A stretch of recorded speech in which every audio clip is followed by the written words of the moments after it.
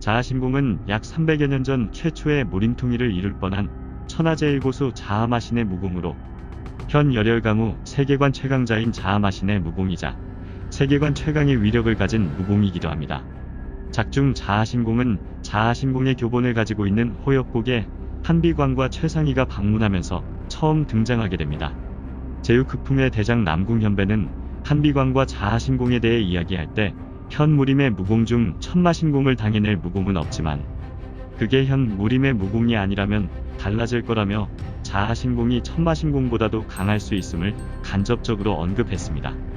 지금까지 작중 나온 자하신공의 초식은 호역국에서의 자하신장, 태양포, 천절뇌품, 자하천하가 있으며 신제지주의 경우에도 자하신공 운용을 통한 신검과 쌍용장, 삼매진화 등의 공격 외 자하신공이 본 초식을 사용하는 장면은 거의 없었다고 보여지는데 내공 운용만 보아도 어떤 문파의 무공을 익혔는지 알 수 있다는 도제의 언급과 실제로 약선의 경우 다마린의 맥을 짚어보고 다마린이 장백권법을 익혔음을 알아낸 것으로 보아 무공의 효과는 꼭 그 초식에만 해당되는 것이 아니라 그 무공을 체내에 운용하는 것만으로도 운용자의 모든 힘의 바탕이 됨을 알 수 있습니다.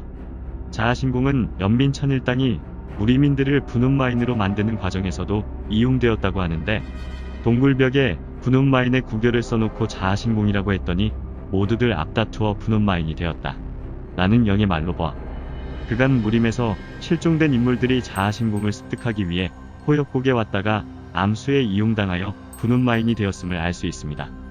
자하신공은 천하의 근본 원리 즉 체내의 길을 완전히 역행시켜 운용하는 힘으로써 수련법 역시 기존의 수련법을 완전히 역행함으로 인해 위험부담이 존재하게 됩니다.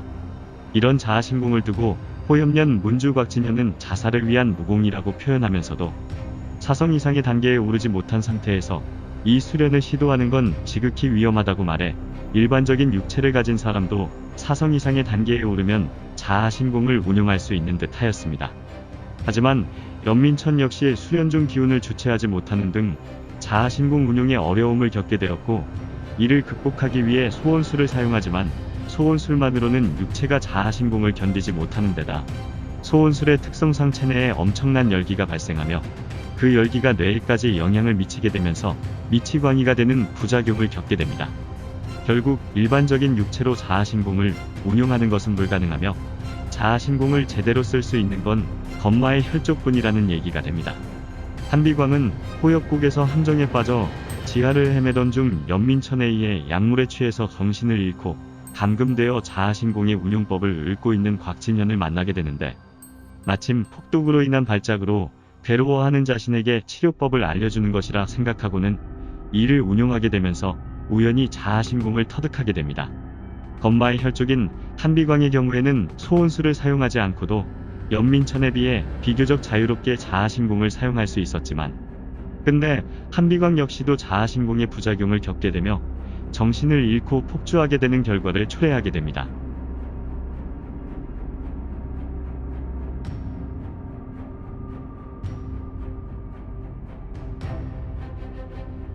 신지환종의 경우 무림을 조사 중인 환영문으로부터 호역국의 자하신공에 대한 정보를 입수하게 되는데 그 자하신공을 현 신지지주뿐 아니라 과거 단명했던 지주들 모두가 운용했었다는 사실을 알게 됩니다.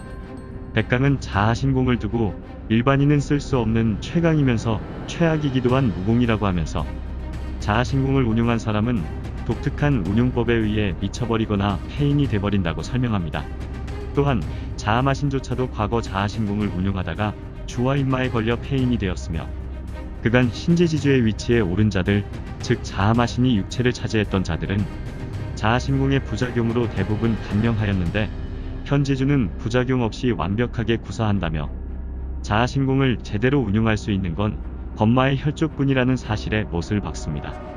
한비광은 신지에서 자하마신에게 당하고 난 뒤 시전하는 모든 무공의 위력이 급격하게 강해진 모습을 보였는데 이는 한비광이 자하마신의 자하신공에 당했을 때 그의 기운이 호역국에서의 자하신공과 같음을 느낀 한비광이 자하마신과 같은 힘을 사용하기 위해 자하신공을 운용하기 시작했기 때문입니다. 진풍백 역시 당시 한비광의 모습을 두고 그건 성장한 모습이 아닌 완전히 달라진 모습이라 하였습니다. 이후 한비광은 자하신공에 대하여 그 무공은 본질적인 인간의 기운을 가지고는 쓸 수 없는 거였다. 감정이 무공의 운용을 줘서 운용자를 폭주하게 한다. 그 무공을 쓰려면 모든 감정을 배제하고 사리만을 품어야 한다. 라고 이야기하며 자아마신과 같은 악마가 되지 않기 위해 자아신공 운용을 스스로 거두게 됩니다.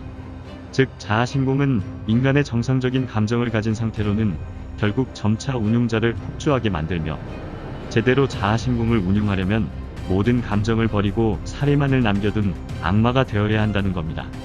또한 이런 한비광을 두고 자아마신은 인간의 경계를 못 넘었다. 하지만 무한한 힘의 세계를 외면하진 못할 거다 라고 말하며 한비광이 분명 자아신공을 운용했음에 확신을 가져다 줍니다. 과거 한상우가 건마의 무공 즉 자아신공을 시전할 당시 분명 폭주 상태였다고 작중 여러 번 언급된 것으로 보아 건마의 혈족이라 할지라도 육체적으로는 버틸 수 있어도 아직까진 정신적 부작용 없이 자아신공을 장기간 운용할 수 있는 방법은 없어 보입니다. 하지만 현재 신지지주의 경우 건마의 혈족인 한상우의 육체에 자아마신의 혼이 투영된 것이므로 부작용에서 완전히 벗어났다고 볼 수도 있을 겁니다. 과거 자아마신으로부터 승리한 포문거리 자아신공을 사용하여 승리했다고 보기는 어려운 만큼 한비광이 반드시 자아신공만을 사용하여 자아마신에 대적하게 될 거라고 확신하는 것 또한 어려울 겁니다. 자아신공이 아닌 다른 방법으로 자아마신과 다시 대적하게 될 수도 있으며, 자아신공을 사용하게 된다면 이전처럼 다마린이 한비광의 자아신공 제어를 돕거나 지옥 활용을 각성한 상태이기에 자아신공을 바탕으로 지옥 활용을 사용할 때 지옥 활용에 도움이 있을 수 있으며, 한비광이 자아신공의 또 다른 진리를 깨닫고 스스로 자아신공을 제어하게 될 수도 있을 겁니다. 댓글에 열혈강호에 대한 다양한 의견이나 질문글을 남겨주세요. 댓글 다신 분들 중 추첨을 통하여 3분에게는 열혈강호 80권을, 또 다른 3분에게는 스타벅스 아메리카노를 드립니다.